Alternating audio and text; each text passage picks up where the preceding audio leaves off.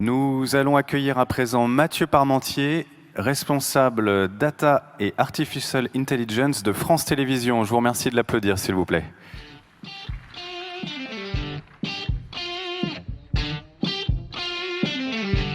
Bonjour Mathieu. Alors pendant que vous vous installez, déjà merci beaucoup d'avoir pris du temps pour venir témoigner d'un cas d'usage très intéressant, un autre après Renault, de l'intelligence artificielle, mais appliquée cette fois-ci au contenu multimédia. Vous avez déployé un DAM français, c'est-à-dire un Digital Asset Management, et vous nous préciserez peut-être les particularités de cet outil qui a des usages bien au-delà du multimédia. Vous avez fait ce choix technique d'un DAM pour collecter, corriger et enrichir la quantité astronomique de métadonnées qui décrivent l'ensemble des contenus de France Télévisions. Les bénéfices métiers en sont nombreux. On pense évidemment à la possibilité d'effectuer des recherches très fines pour retrouver des segments de programmes particuliers, mais il y en a bien d'autres et vous allez nous dire lesquels. Je vous laisse la scène. Merci. Merci beaucoup, merci pour votre accueil. C'est très impressionnant cette salle, je pense que c'est le plus grand écran de visio que j'ai vu depuis ces 2 dernières années. Donc bienvenue également à tous ceux qui nous suivent à distance. Je vais vous présenter donc ce retour d'expérience qui met en scène en fait le département dont j'ai la charge et comme vous le disiez en introduction qui s'occupe des données des programmes. Donc à France Télévisions, il y a aussi un autre département data qui s'occupe des données et des utilisateurs. Donc pour ma part, mes big data à moi sont des pixels, des formes d'ondes et des sous-titres qui sont donc associés à nos programmes. Et donc à France Télévisions, on est un groupe évidemment avec beaucoup d'entités, beaucoup de fabrication au quotidien de programmes. Et on est évidemment une entreprise qui a entamé depuis longtemps déjà sa marche depuis donc son fonctionnement sous forme d'antenne vers un fonctionnement vraiment programme-centrique sur lesquels chaque programme individuellement peut être exposé sur n'importe quelle chaîne linéaire ou non linéaire de l'entreprise. Quand on a décidé de créer ce département Data IA il y a 2 ans déjà maintenant, il s'agissait d'aller vers une prise en compte des compétences de la data à France Télévisions pour rendre cette donnée accessible dans l'entreprise. Et vous allez voir que c'est un sacré challenge forcément, comme dans toute grande entreprise avec une longue histoire, l'avoir la plus fraîche possible, la plus riche possible, la plus remarquablement de confiance pour qu'on puisse évidemment capitaliser sur cette donnée et enfin avoir totalement confiance aussi dans sa solidité au cours du temps. En 2019, quand on a créé donc ce département Data IA, on avait, comme dans toute entreprise, une installation très silotée, forcément, puisqu'on a des solutions qui sont parfaites pour réaliser une tâche bien définie, comme produire un journal de 20 heures ou alors fabriquer une fiction. C'est évidemment très important d'avoir des solutions qui sont diverses et qui fonctionnent bien, mais évidemment, la richesse de ces datas vient de la circulation de ces données, et aujourd'hui, on avait évidemment quelques interconnexions entre ces systèmes, mais c'était assez limité. Donc, à l'arrivée du nouveau CTO de France Télévisions, Monsieur Frédéric Brochard, donc mon boss, nous avons entamé donc plusieurs projets de transformation qui ont permis de résoudre quelques fusions pour pouvoir diminuer le nombre de silos et donc mener des projets qui ont commencé à simplifier l'organisation et le type de données qui circulent. Et puis juste après, donc, lorsqu'on a constitué ce département Data IA, on a donc monté un Data Lake pour essayer de vraiment faire fructifier les données qui avaient le plus de valeur à circuler dans l'entreprise. Et évidemment, chez nous, nos assets à France Télévisions, ce sont nos programmes et donc toutes les données descriptives de nos programmes. Donc là, je vais vous faire un zoom sur les 2 types de solutions qui sont en place autour de ce data lake. D'abord la partie process et puis la partie DAM as a Brain qui est donc le produit de Perfect Memory que je vais vous décrire. La partie process, elle est faite en interne exclusivement. Et donc c'est une solution qui est basée sur une plateforme open source, une plateforme dite de microservices qui est une usine à traiter des médias. Vous pouvez vous embarquer dans cette aventure open source. Hein. Toutes les ressources sont disponibles gratuitement, évidemment. Et donc aujourd'hui, cette plateforme est organisée sous la forme de 2 blocs. On a un bloc qui tourne chez nous sur notre cloud privé et qui donc orchestre les différents traitements dont on a besoin. C'est un tout petit serveur. Et puis par contre, la masse laborieuse, celle qui va traiter les médias, qui va donc transformer, analyser ces pixels, ces sons, ces sous-titres. Là, on fait appel à l'extension de notre infrastructure sur le cloud, et notamment sur les clouds publics, pour pouvoir être totalement scalable et pouvoir gérer donc des centaines, des milliers de calculs par jour, sans avoir d'autres soucis que de pouvoir scaler tranquillement. Si je viens en détail sur le fait qu'on parle de plateforme de microservices, c'est donc qu'on a développé ces microservices comme autant de petites briques assez bébêtes en fait, qui font exactement ce qu'on leur dit et qui ne prennent pas beaucoup de décisions. Mais quand on les orchestre les unes derrière les autres, on arrive naturellement à avoir à réaliser de grandes choses et avoir un process qui a du sens pour le métier qui est au bout et qui attend le résultat. Vous voyez ici dans la petite liste qu'on s'appuie aussi sur des technologies très classiques du monde open source pour pouvoir réaliser l'ensemble. On est à France Télévisions associé dans le cadre de ce département et de ces travaux Data IA, on est associé avec Télécom Sud Paris, donc une des écoles d'ingénieurs de l'Institut Polytechnique de Paris. Et on est ensemble pour travailler sur le prototypage de solutions d'analyse IA de nos images, de nos sons et de nos sous-titres. Et puis derrière, c'est mon département qui a la charge de les industrialiser pour pouvoir vraiment les faire tourner au quotidien sur nos programmes. Donc là, le premier use case que je vais vous décrire brièvement, c'est celui qui consiste à générer automatiquement une imagette représentative d'un programme. Le principe, je vais sauter tout de suite sur la slide d'après, c'est de travailler sur 6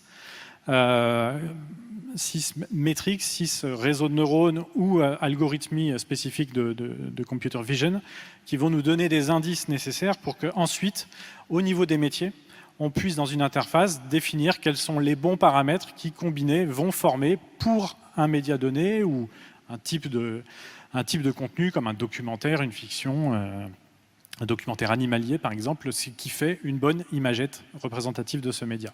Et donc une fois que le métier vient évidemment valider ces critères, on est capable de faire tourner ensuite la solution de façon industrielle sur notre plateforme de microservices. Là vous voyez ici les différents éléments d'analyse qui se combinent et qui s'orchestrent de telle sorte de sortir une vignette représentative par programme. Donc là aujourd'hui on a déjà une 50aine de vignettes qui sont produites tous les jours automatiquement.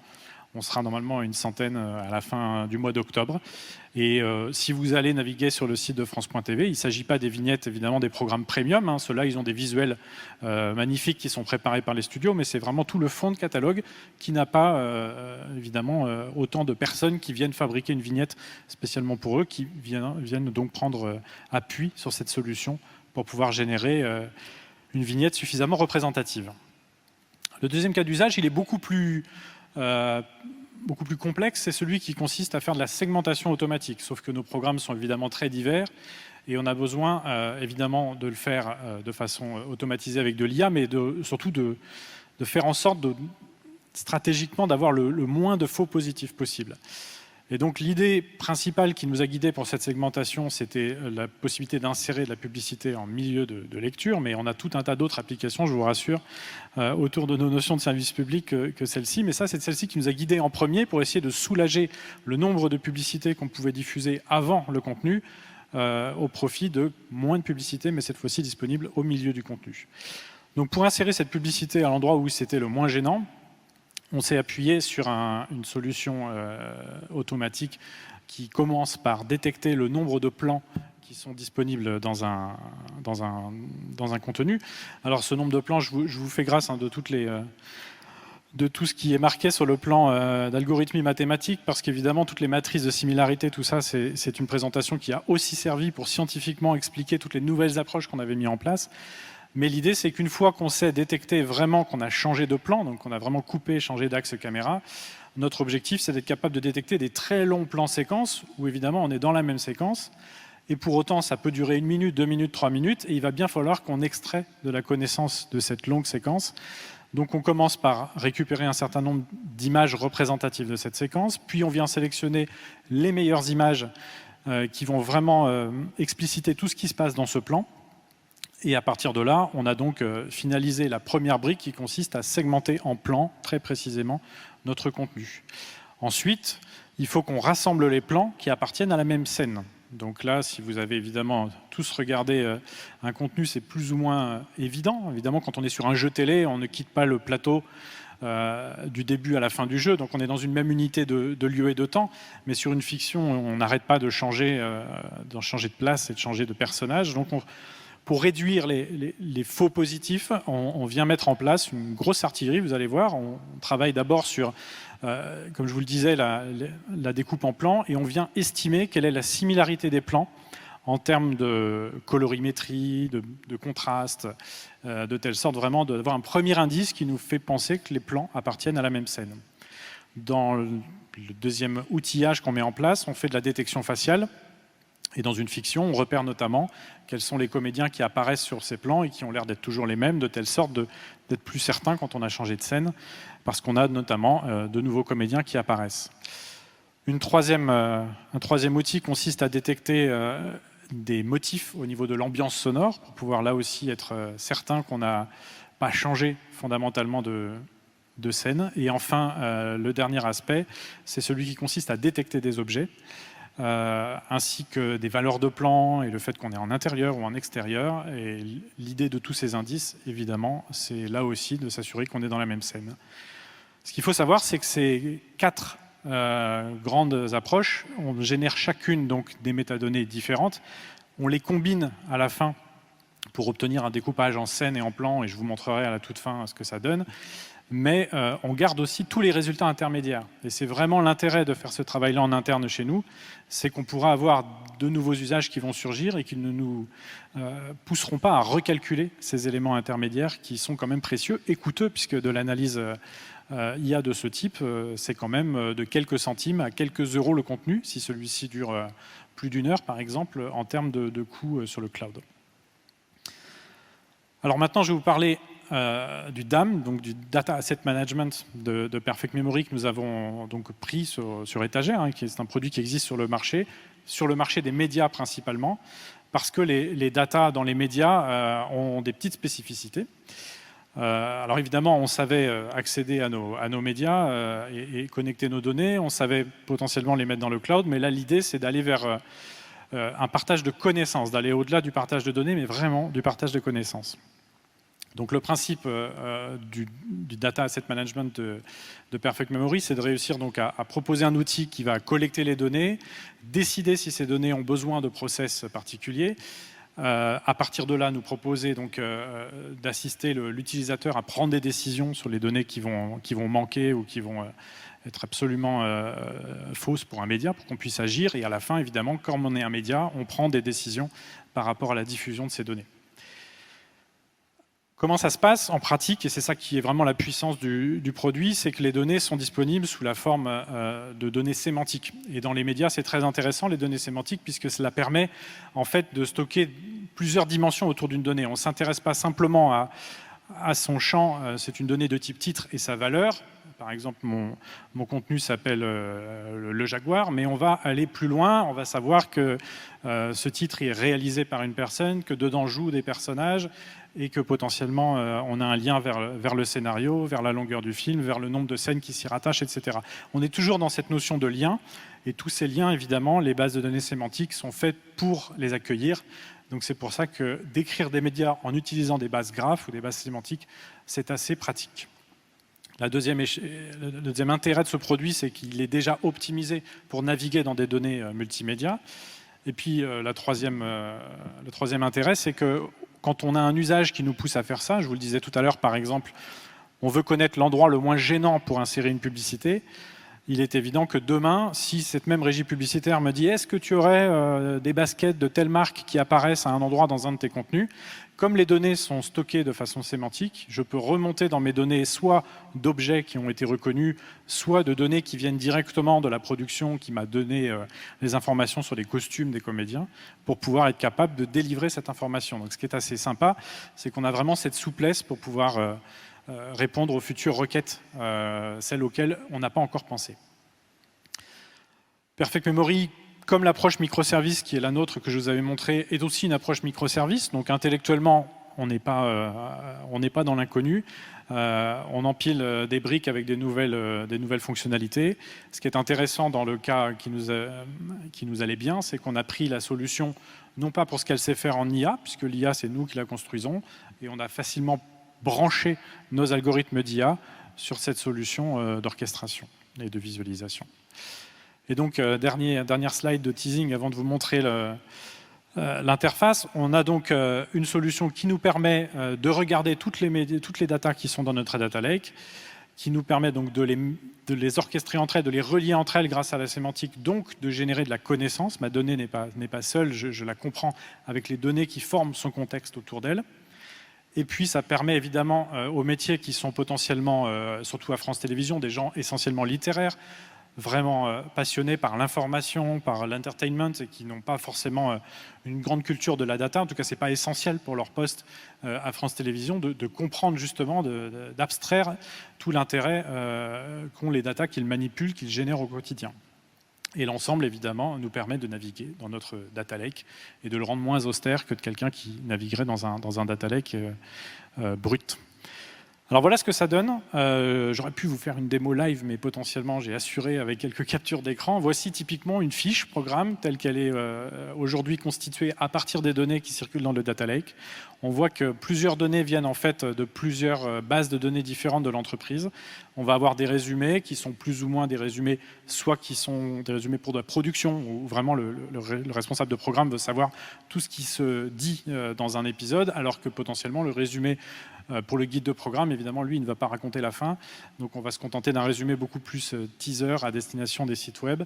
On a toutes les numérotations possibles, tous les identifiants possibles. À France Télévisions, un média peut avoir 8 identifiants suivant la base d'où il vient, l'identifiant de sa base de droit, l'identifiant dans tel ou tel système. Donc il est très important aussi dans le data lake de pouvoir collecter tous les identifiants que l'on connaît autour du même média pour éviter au maximum que l'on duplique les informations impunément et pour s'assurer aussi qu'une donnée qui est générée par un service puisse circuler chez les autres services au lieu d'être ressaisie. C'est quand même l'un des éléments les plus indispensables pour pouvoir gagner du temps et de l'argent. On voit ici notamment trois visuels qui sont directement issus de ce que l'IA calcule. Donc là, vous voyez vraiment sur un si grand soleil, ce sont des calculs automatiques pour chaque épisode qui sont proposés avec notre algorithme. Et puis, je vais basculer sur la vue timeline de ce média, où on voit notamment un autre use case dont je ne vous ai pas parlé. C'est un programme d'IA qui, lui, est capable de détecter automatiquement les génériques. Alors, il va se baser sur plusieurs indices, des indices visuels, des indices sonores, des logos particuliers, ou alors un motif d'image qui revient en permanence. Donc, c'est le cas pour Un si grand soleil. Le générique est le même depuis le début de la série. Vous avez d'autres séries où le générique change tous les jours, et puis surtout, il change de place. Donc, c'est pas évident. Donc, voilà comment on peut vérifier sur le data lake que mon générique a bien été détecté et que les datas sont disponibles. C'est vraiment dans cette interface-là qu'on peut l'afficher. On a une autre vue qui s'occupe des supports. Vous savez que chez nous, un média, quand il rentre, notamment un média préenregistré, il est disponible plusieurs jours avant sa diffusion. C'est notre master. À partir de là, on fait tous les enrichissements dont on a besoin, sauf qu'au moment où le média est diffusé, il devient un média disponible en replay. Et le replay, c'est une découpe de ce qui passe à l'antenne. Donc en fait, entre le master et le replay, qui sont les deux médias qui apparaissent ici sur deux lignes différentes, ils n'ont pas forcément le même début, la même fin. Il y a quelques images, quelques dixièmes de seconde qui peuvent être différents. Ce qui fait qu'évidemment, tous nos marqueurs sont modifiés dans le temps. Donc on a un calculateur qui vient automatiquement détecter l'offset, qui sépare ces deux médias, de telle sorte de réutiliser évidemment tous les marqueurs qu'on avait fait précédemment calculer sur le nouveau média en replay. Et puis la dernière slide, c'est la vue globale de toutes les données qu'on peut collecter aujourd'hui autour d'un média. On va retrouver le découpage en plan, le découpage en scène, donc ça c'est la deuxième ligne. On va trouver notamment pour tout ce qui est speech to text, donc transcription ou sous-titrage, qui vont nous apporter beaucoup sur ce qui est dit dans chaque scène. On va pouvoir en déduire quelles sont les thématiques de chacune des scènes. On va pouvoir également retrouver les objets, les lieux qui ont été détectés. Et tout ça va nous ouvrir donc beaucoup de perspectives dans le cadre des use cases que l'on a donc conçus et puis dans le cadre des futurs use cases auxquels on est en train de s'attaquer aujourd'hui, notamment des notions de contextualisation pour pouvoir être capable de recommander des médias ou des portions de médias qui sont vraiment en lien avec un thème particulier. Et pour continuer comme ça, d'être assisté dans la découverte de nos médias. Je terminerai par un exemple. Il y a quelques jours, je regardais un journal de la santé, qui est une émission qui passe sur France 5 et dans laquelle je n'avais absolument pas envisagé de trouver tout un reportage extrêmement bien ficelé sur ce qui concernait la kinésithérapie du sport et le fait, tout le programme de remise en forme d'un sportif. J'aurais plutôt envisagé de trouver ce programme-là potentiellement tagué sport, en tout cas du côté d'un Stade 2 ou d'une émission plus typique autour du sport. Et là, je l'ai découverte en fait grâce à cette solution-là dans une émission de santé. Et on voit tout de suite que grâce à cela, on pourra imaginer dans quelques mois être capable de faire des recommandations encore plus savantes sur tous nos programmes. Voilà. Merci beaucoup pour ce témoignage passionnant. Est-ce qu'il y a des questions dans la salle pour Mathieu Parmentier? N'hésitez pas. J'en ai plein. Ah, voilà, très bien. La dame ici. Y a-t-il des téléspectateurs aujourd'hui non, ils sont ici. Data, ou est-ce que... C'est pas un micro pour la dame ici. Juste en attendant que le micro descende, un DAM va gérer aussi des documents, toute forme d'informations non structurées. Donc il y a plein d'applications. De ce que vous venez de dire sur la vidéo peut se faire sur un ensemble de documents du style PDF, rapport, etc. Et on peut imaginer des cas d'usage absolument fantastiques. Bref, la parenthèse est fermée. Je vous écoute. Merci pour la présentation. Je suis contente d'entendre parler d'ontologie parce que c'est pas souvent. Est-ce que vous pouvez nous en dire un peu plus sur les ontologies utilisées par Perfect Memory? Alors, je ne peux pas encore parler pour eux de l'ontologie mère qu'ils ont conçue, parce que c'est vraiment le cœur de leur métier, mais je sais que ça fait plusieurs années qu'on discute de l'open sourçage de cette ontologie. Moi, je peux parler avec beaucoup plus d'assurance de l'ontologie ouverte, gratuite, et qui a été cofondée par l'Union européenne de radio-télévision, donc l'Eurovision ou l'EBU, suivant l'acronyme que l'on veut utiliser. Et cette ontologie s'appelle EBU Core, et je sais qu'évidemment, c'est autour de cette ontologie que l'on construit la description de nos contenus. Donc cette ontologie EBU Core est dotée de tout un tas de ramifications qui permettent de modéliser les droits associés à un contenu, évidemment les costumes, la musique, toute cette segmentation en plan, en scène dont je vous ai parlé. Donc tout ça, ce sont des choses qui préexistent depuis déjà une dizaine d'années, et autour de cette ontologie, il y a beaucoup de contributeurs qui sont tous donc bénévoles et en général associés à un des télédiffuseurs publics européens. Et elle est donc en accès libre. Donc voilà, ça fait partie des ontologies, on va dire, sources sur laquelle Perfect Memory a basé son DAM. C'est bien pour ça qu'on a pu arriver avec nos données, notamment celles qui étaient déjà dans ce format, très facilement. Merci. Y a-t-il d'autres questions dans la salle? N'hésitez pas. Non. Est-ce qu'il y a des questions en ligne? Je ne crois pas. Ben moi, j'en ai une quand même. Est-ce que vous avez déjà mesuré des retours? On parle de ROI, mais enfin, des métriques. Est-ce qu'il y a plus de vues en replay? Est-ce que vous avez plus de revenus publicitaires parce que vous avez mieux placé les pages pub? Est-ce que vous avez mesuré ça? En fait, c'est notre objectif de l'an prochain, de nous rapprocher justement de l'autre entité data de France Télévisions, celle qui s'occupe de toutes les données utilisateurs, parce que c'est là qu'on va vraiment pouvoir croiser ces données et commencer à voir ces courbes, ces KPI se former. Donc aujourd'hui, on répondait jusqu'à présent à un besoin du métier qui consiste à rendre plus belle, plus attractive la page web. Donc ça, c'est extrêmement difficile à mesurer. Mais évidemment, comme dans tout département data, on s'appuie sur ces KPI pour continuer et pour renforcer donc, les futurs projets. Donc là, les grands rendez-vous pour l'an prochain, c'est ça. C'est vraiment lier data utilisateur et data programme pour de meilleures recommandations, de meilleures recherches. Merci beaucoup. Rendez-vous dans un an alors pour partager ça. Merci beaucoup, Mathieu. Je crois qu'on peut applaudir Mathieu Parmentier. Merci.